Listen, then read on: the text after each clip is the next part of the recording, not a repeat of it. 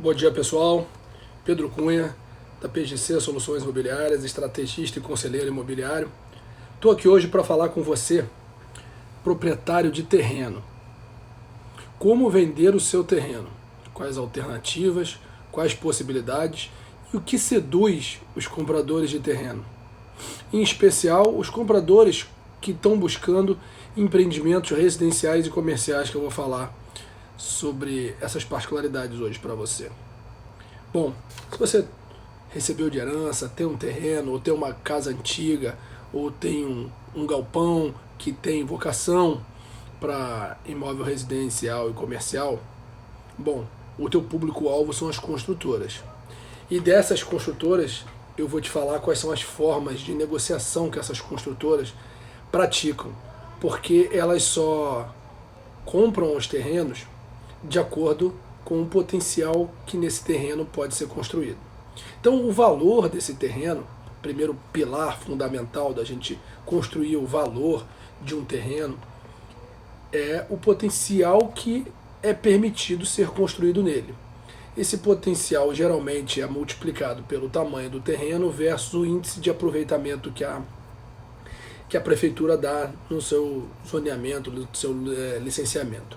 Bom, e só existem 3 formas de compra desse terreno pelas construtoras.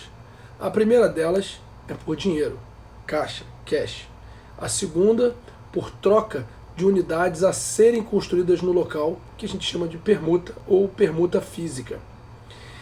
E a terceira é uma troca do seu terreno pelo percentual do faturamento à medida que ele vai vendendo e recebendo o dinheiro pela venda das unidades.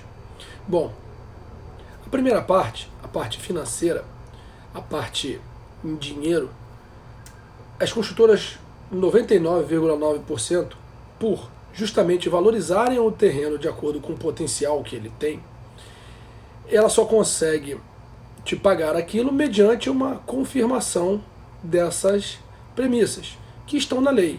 Porém, elas podem ser interpretadas de forma diferente pelo órgão público. Mesmo, claro, você fica, às vezes, à mercê de uma opinião pública contrária ao empreendimento que você está fazendo, independente de estar dentro ou não da lei. Então, essas premissas, questões ambientais, questões de impacto de trânsito, impacto de vizinhança, tudo isso não é um risco que o incorporador topa correr. O risco que o incorporador topa correr é ele pensar num produto, lançar o produto no mercado e, se o mercado entender que está caro ou barato, absorver o risco comercial e o risco do custo de construção, se não for dentro das premissas que ele imaginou, realmente são riscos que ele gosta de jogar e pode jogar e os seus executivos têm autorização para correr esses riscos.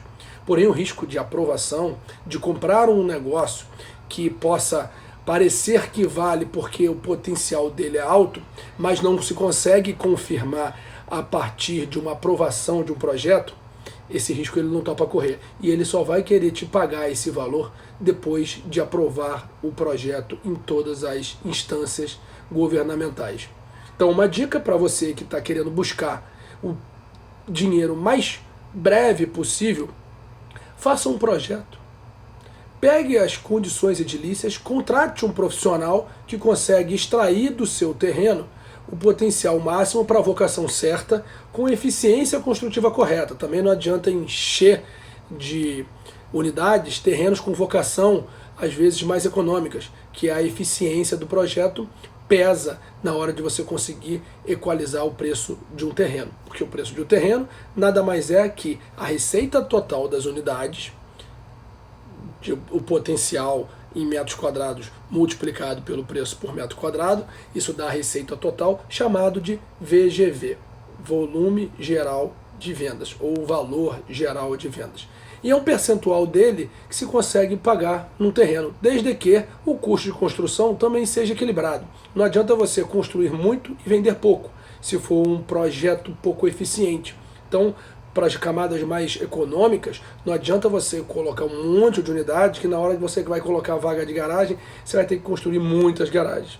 Então, às vezes, o número de vagas de garagem, mesmo construindo menos, dá um percentual de eficiência ao projeto que vai remunerar melhor o seu terreno, por incrível que pareça. Bom, então se você quer ver esse dinheiro o quanto antes, faça um projeto piloto, um projeto que a gente chama um projeto boi de piranha, ou um projeto fantoche, que você consiga pelo menos cadastrar e conseguir protocolar dentro da prefeitura para poder tentar garantir condições edilícias. Legal? Então tenta tirar essas objeções da mesa. Se você não tirar essas objeções de aprovação de projeto da mesa, o pagamento do seu terreno vai ser condicionado e geralmente demora de 8 meses a 1 ano e meio, dependendo de terrenos simples, dependendo da prefeitura, de repente até um pouco mais. Bom, vamos agora para o segundo tipo. O segundo tipo é a permuta física, que grandes investidores de imóveis compram terreno para permutar com grandes construtoras. E a pergunta que você tem que se fazer, se você topa permutar, é exatamente aí que está o maior ganho. Por quê? Porque o valor que ele poderia te pagar em dinheiro pelo terreno, quando você topa permutar, esse mesmo dinheiro aplicado em tijolo, em construção, ou seja, ele deixa de vender algumas unidades e deixa de comprar o terreno, esse valor aplicado à construção, o valor de venda das unidades, ele é somado ao lucro que o incorporador tem.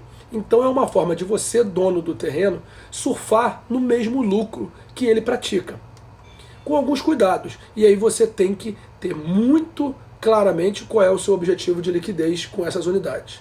Se for locação ou venda posterior, excelente. Você vai deixar o incorporador vender durante a construção todas as unidades dele, e depois da construção você recebe a chave e fica dono do seu imóvel.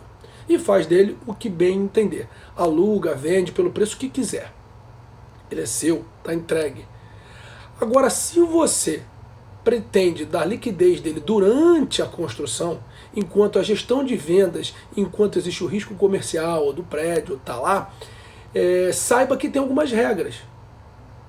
Você não pode prejudicar uma estratégia comercial de um incorporador, você querendo dar uma liquidez maior nas suas unidades. Então, você não pode promover uma concorrência predatória.